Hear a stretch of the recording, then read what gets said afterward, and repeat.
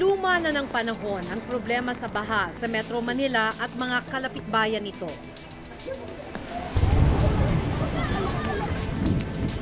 Pero habang tumatagal ay lumalala pa raw ito.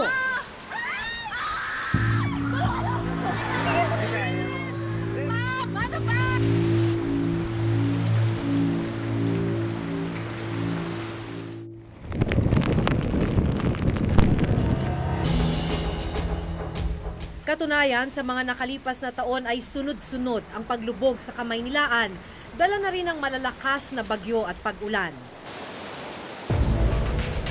Taong 2012 nang simulan ng Administrasyong Aquino ang Metro Manila Flood Control Master Plan.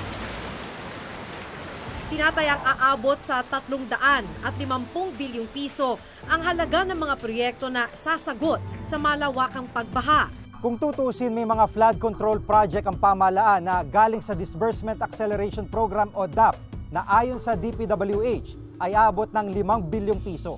Isa na rito ang Blumentritt Interceptor Catchment Project na pipigil sana sa pagbaha sa maraming lugar sa Metro Manila. Naglaan ng 479 milyong piso para rito. Ito ang magsisilbing catch basin ng tubig na manggagaling sa Quezon City at Maynila hanggang sa makalabas ito sa Manila Bay.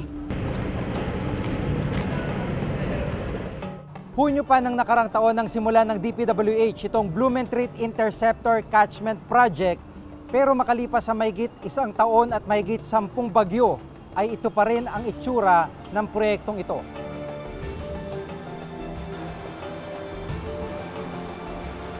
Nahilip na nga kami. Tagal eh. Kumbaga sa ano, parang naghihintay lang kami ng wala eh. Gusto namin matapos na yan. Matagal talaga. Masyado matagal. Masyado pong matagal. Kasi parang naapektuhan din kami. Ayon sa DPWH, sa halos 100 flood control projects na pinondohan ng DAP, 6 na po ang tapos na, habang ang iba ay inaasahang matapos ngayong taon. Kahit sana kung madelay yung problema, dapat may mga sila, temporary measures sila. Halimbawa, kung kaya ng mga drainage canal, dapat meron silang temporary measures, magkaroon sila ng other yung mga temporary open canal, para ma-divert yun hanggang ginagawa pa yung permanent. Yung ginagawa namin sa Blumentritt, 3.2 kilometers sa ilalim ng kalye na ginagamit araw-araw. Pasara nila yan, tapos kagad yan. Bukod sa mga DAP-funded project, bahagi rin ng Flood Control Master Plan ng pamahalaan, ang Laguna Lake Rehabilitation Project. Ayon sa plano, magkakaroon ng dredging o paghuhukay sa Laguna de Bay para mas maraming tubig ulan ang dumaloy rito. Sa kasalukuyan kasi, ang dating 4.5-meter water holding capacity ng Laguna de Bay ngayon ay nasa 2.5 meters na dahil sa siltation o ang pagbabaw nito dahil sa nakatambak na lupa, basura at iba pang bagay. At tatanggalin ang mga nakatayong infrastruktura at kabahayan sa paligid nito. Pero hindi pa rin nasisimulan ang rehabilitasyon dito. Paalisin nga kami dito. Kami naman, aalis naman kami.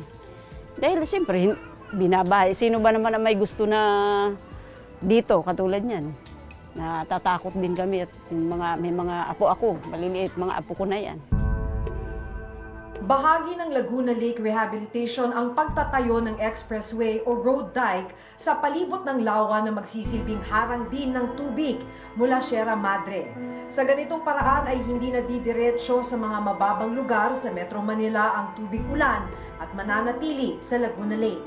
Maglalagay tayo ng road dike expressway, from Los Baños all the way to Taguig, Pateros, using a road dike. Yung road dike na yon, additional kalye, maproteksyonan mo ngayon yung mga low-lying communities na malaking population dito sa Taguig, Pateros, Muntinlupa, all the way na to Laguna. Ang gagastusin ng gobyerno dyan is just the right of way for the interchanges. All others, private sector. Kaya yan yung ongoing bidding.